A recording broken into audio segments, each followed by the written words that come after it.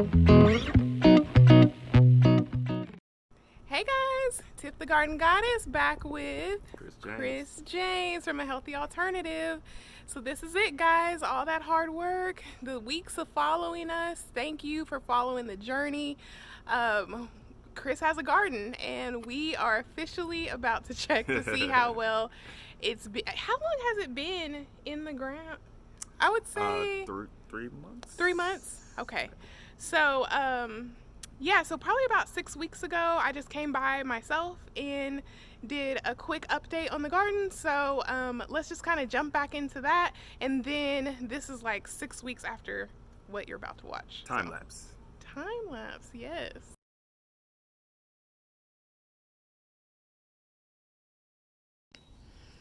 All right, so we're starting off over here. We still have our rosemary bush. We didn't do much to this side initially, excuse me, but we do have our fruit trees.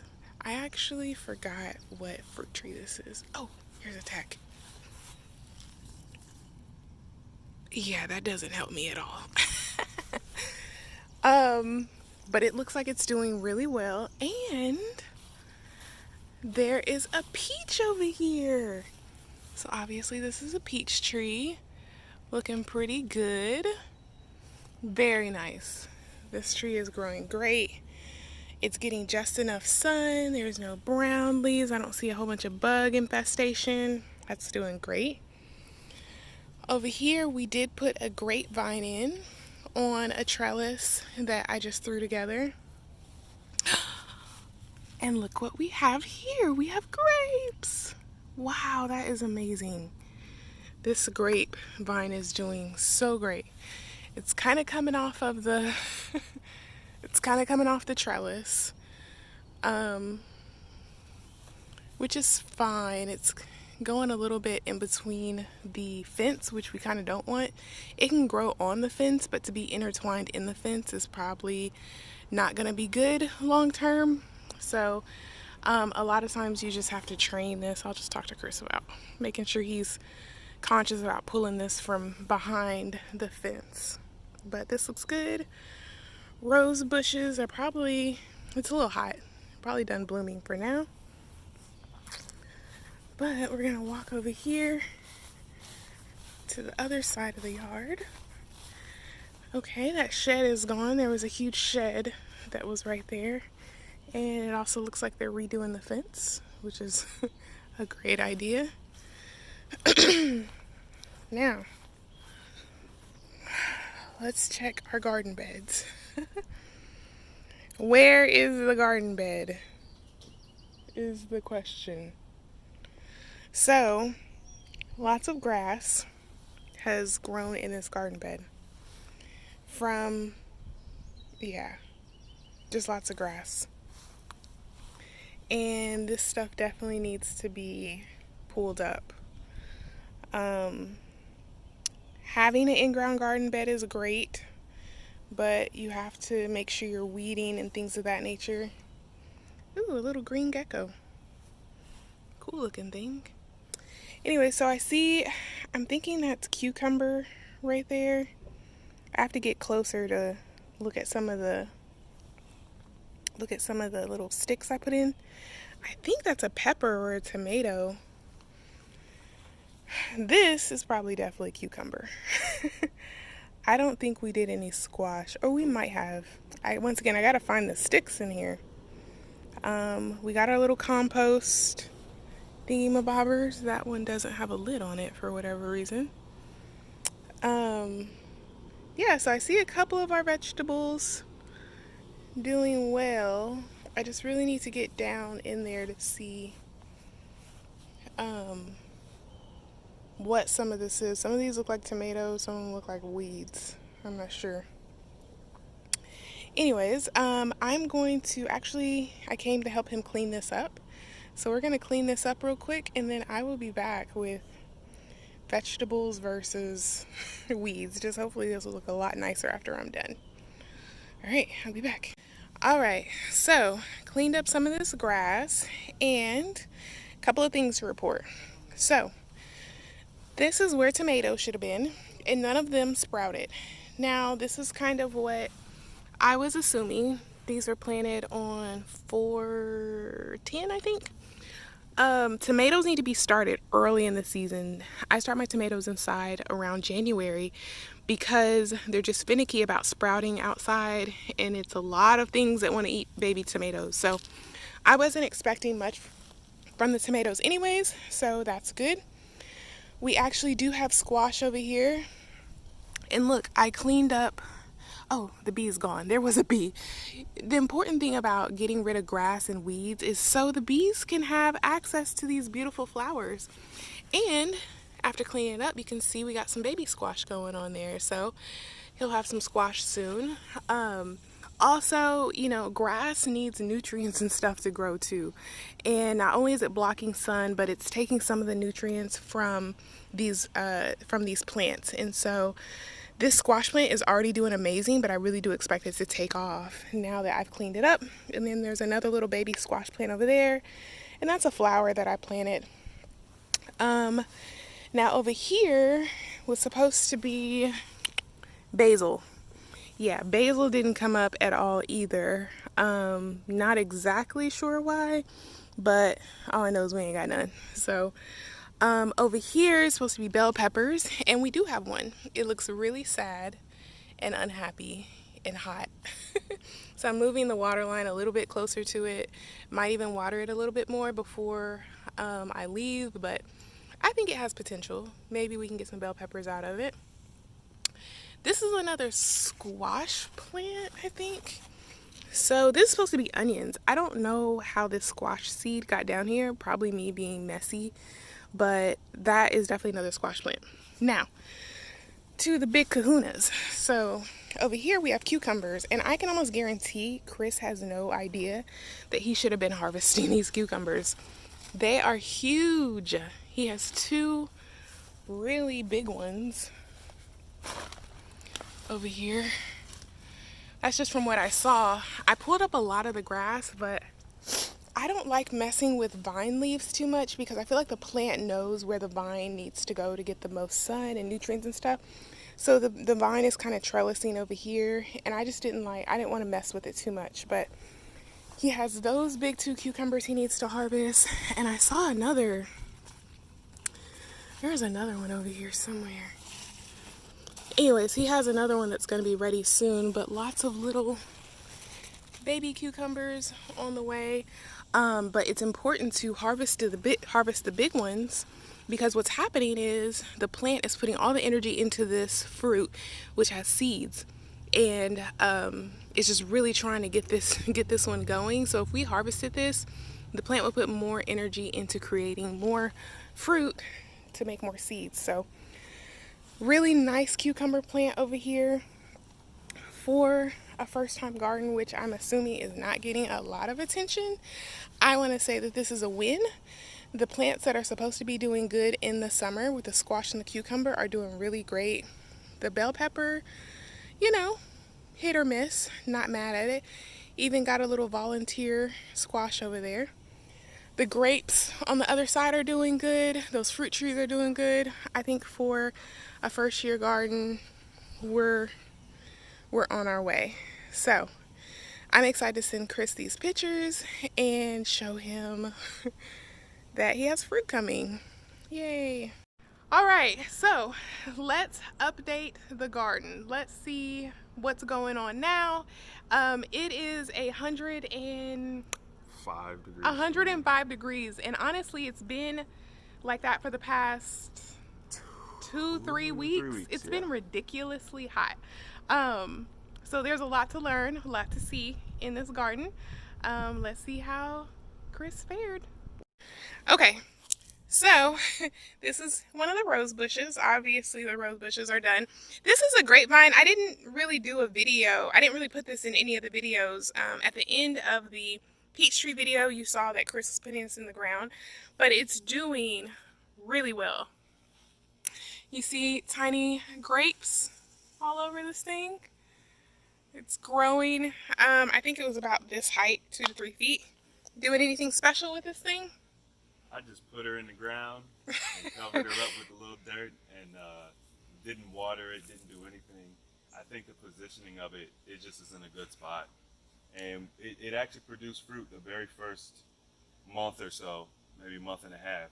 So we got some grapes, and that was cool, eating seeded grapes for the first time since I've been an adult. Yes. And then it started fruiting again. All right, so the infamous peach tree. Got a lot of views and a lot of comments on my peach tree video. Thanks you guys for watching that. And that picture that I posted as the thumbnail for that video was this tree. There was a peach on this tree. How was it? Yeah, it was really not that delicious. I didn't get a chance to eat it. I thought that the peach would be fine, and it was almost ripe. It wasn't completely ripe yet, and I came out one day and it was just gone. So some critter ran off with my peach. Yeah, so I had that problem with my peach tree at my other house. The squirrels love the peaches, and the problem with that is they will pick the peaches before they're actually ripe and take them and run off with them. I wanted to come and see if I could find the pit, because sometimes they'll drop the pit on the ground. But yeah, I will put bird netting over my peach tree, and mine was really big at my old house. I plan on planting one actually at my new house, but I would put just bird netting over it. Most of the time the squirrels don't want to mess with that too much, so sorry. Bird netting. All right, this tree is huge. Oh my gosh. Oh, sorry. Yeah. This tree is huge. This is a fig tree, right? Yeah. No, it's plum. It's a plum tree, but we didn't have any plums this year. What is that, like 12 feet tall? Yeah, we are probably definitely gonna have to trim this. Yeah, because it's gonna get really big, so we'll probably trim it. Your peach tree would need to be trimmed as well pretty heavily when all the leaves fall, which is about November, December. So we'll come back to fruit trees when it's not 110 degrees. All right. Those weeds. Okay, so right here is my tomatoes. As you can see, that's the sticks that the tomatoes were supposed to grow on. okay, so nothing is here. This is what we had left of. That's what's left of the squash plant. This was a beautiful squash plant about a month ago, and then something happened with the water.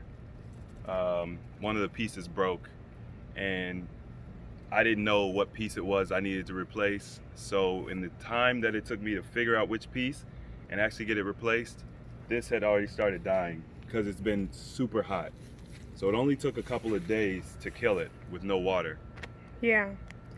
Water is definitely important. The beauty of an irrigation system is usually you can leave it out here and forget it.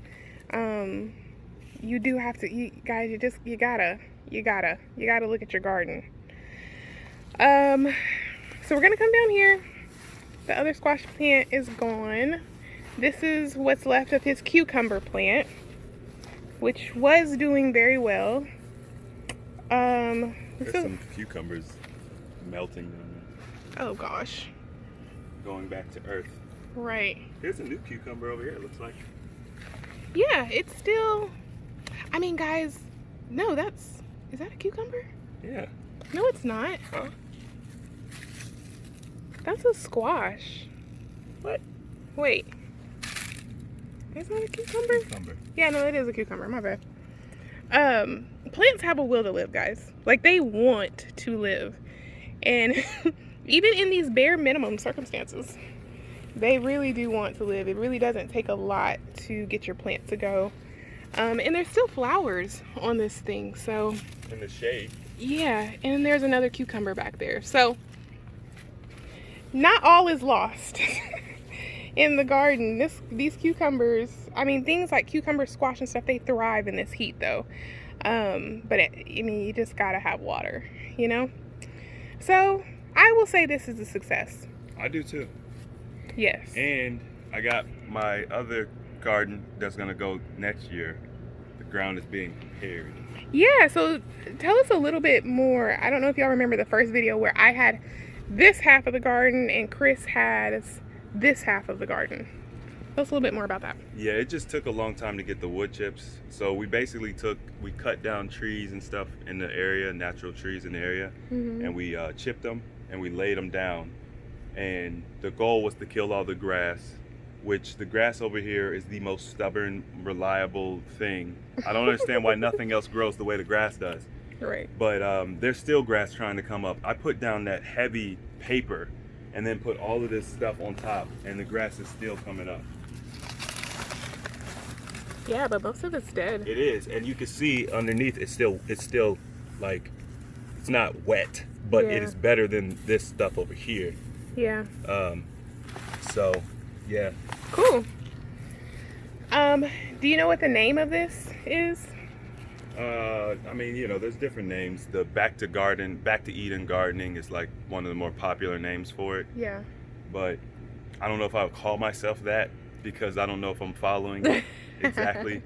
But I'm gonna come back probably later on this year, and chip this stuff down so that it's, you know, more reasonable size, and then next season we'll start planting in it. Yeah. So my suggestion would be to put something down for fall. Maybe once the weather gets down into the 90s, we'll come back out here and maybe put some kale, line out some kale. I don't like growing spinach. We can do spinach. Some Swiss chard. I know you love that. And because you really want something to be growing in your garden at all times so that the soil doesn't get hard and compact. Yeah. And so I really want to do something for fall.